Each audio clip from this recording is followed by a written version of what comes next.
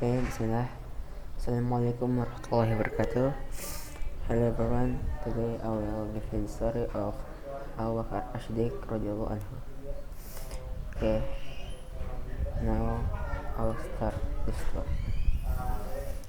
In the ancient city of Makkah, where the sun beat down on desert sand and caravans passed through with their goods, a man named Abdullah ibn Abi Quhafah was born.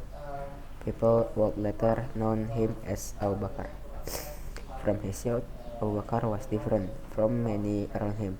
He never bowed to idol, nor did he take part in the wild custom of his people. Instead, he was known for his gentle heart, his wisdom, and his honesty.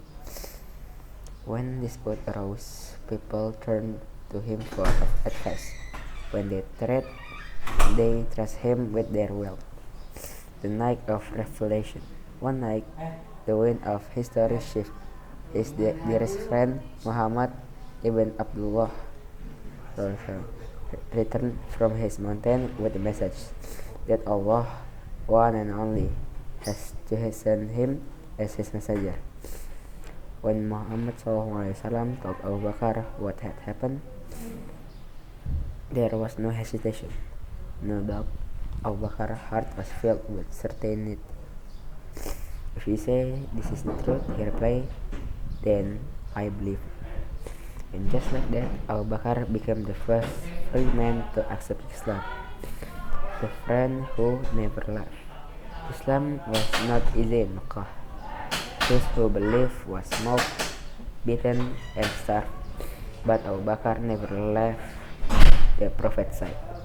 When Bilal, an Abyssinian slave, was tortured under the burning sun, Abu Bakar came forward with his own money to buy his freedom. Set him free, he demanded, and Bilal walked into the rank of Islam as a free man. Abu Bakar gave away his wealth, his safety, and his comfort, all for Allah, the truthful one. When Prophet SAW told the Quraysh about his miraculous journey from Makkah to Jerusalem and up the heaven in a single night, people laughed. They thought no one would believe such a story. But when they asked Abu Bakar, he answered simply, if Muhammad SAW said it, then it is true. From that day, he was called As-Siddiq, the truthful one. The journey to Medina. Then came Muhammad.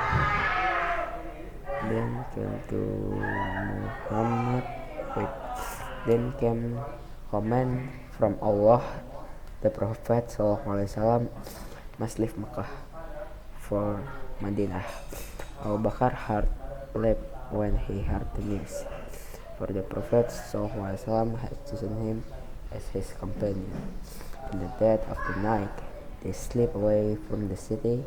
The Quraysh pursued them, sword drawn, determined to kill Muhammad SAW for 3 days. The two friends hid inside the cave of Thor. Abu Bakar's voice trembled when the Quraysh came so close that their footprints were just outside the cave.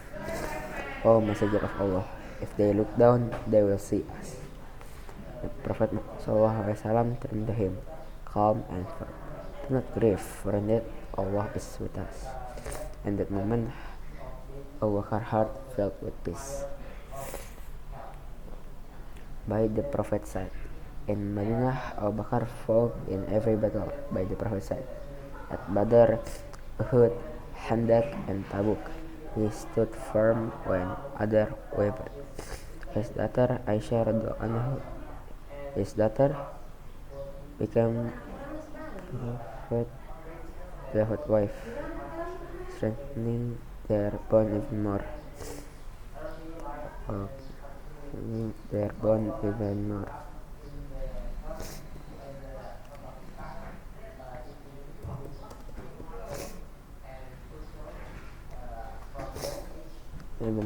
When the Prophet ﷺ became ill near the end of his life, it was Abu Bakar whom he asked to lead the prayer. showing all that this man was closest to him in both faith and leadership. The day of grief. Then came the day that shook Madinah to its core. The Prophet ﷺ had passed away. The street echoed with cries. Some could not believe it. Umar ibn al-Khattab raised his sword and shouted, "Whoever say Muhammad is dead, I will strike him down." But Abu Bakr took broken with grief. He climbed the step and spoke with steady voice. "Oh people, whoever worship Muhammad, then know that Muhammad is dead. But whoever worship Allah, Allah is alive and never dies." Here said word of the Quran. Muhammad is but a messenger. Messenger have passed away before him. The people heart settled, their tear dried, and they knew that Abu Bakr was the one to lead them now. The first Khalifah. Abu Bakr became the first Caliph of Islam. His time was short, but it was filled with trials.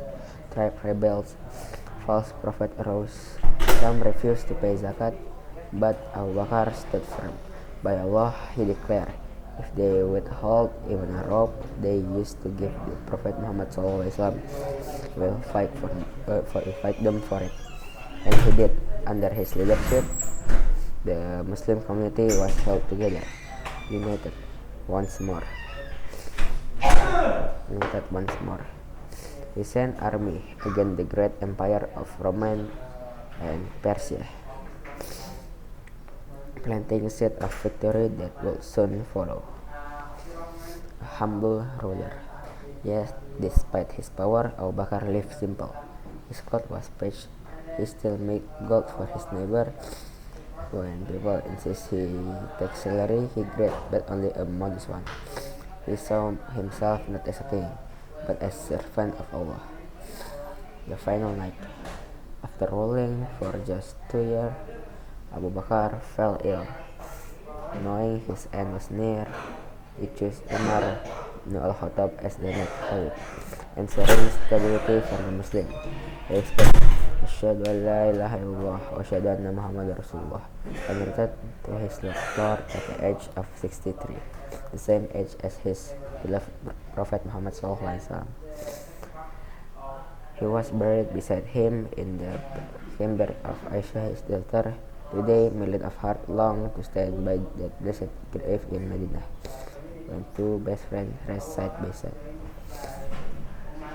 His legacy. Abu Bakr as-Siddiq will forever be remembered as the Prophet's closest companion, the truthful one, the first caliph, a man who gave his world, his life and heart for Allah and his messenger. The Prophet ﷺ once said, "No wealth has benefited me as much the wealth of Abu Bakr." And yet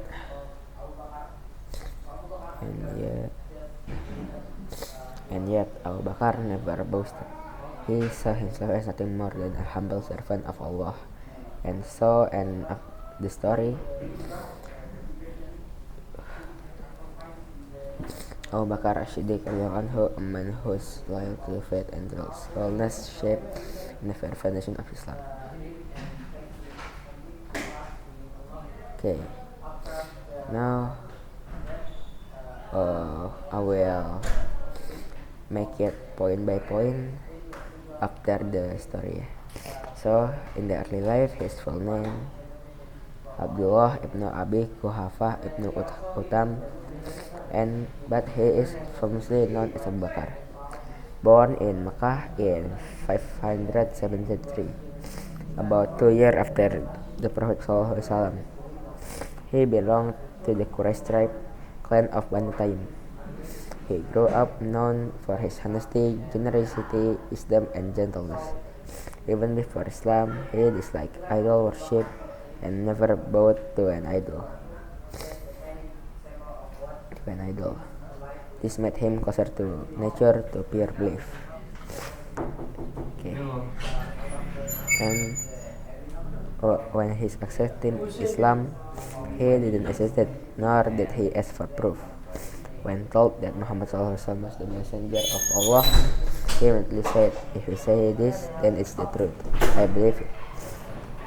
Abu Bakar influenced several key communities accept Islam early, including Utsman bin Affan, Zubair bin Awam, Talhah bin Ubaidiyah, Abu Rahman ibnu Auf, Said ibnu Abi Waqqas.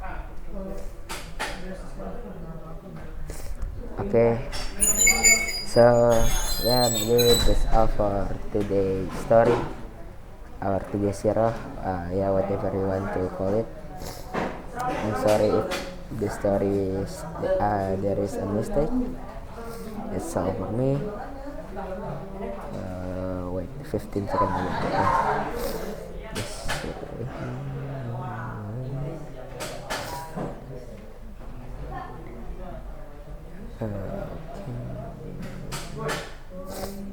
Okay, that's all for me. I'm sorry if I made a lot of mistake. Wassalamualaikum warahmatullahi wabarakatuh.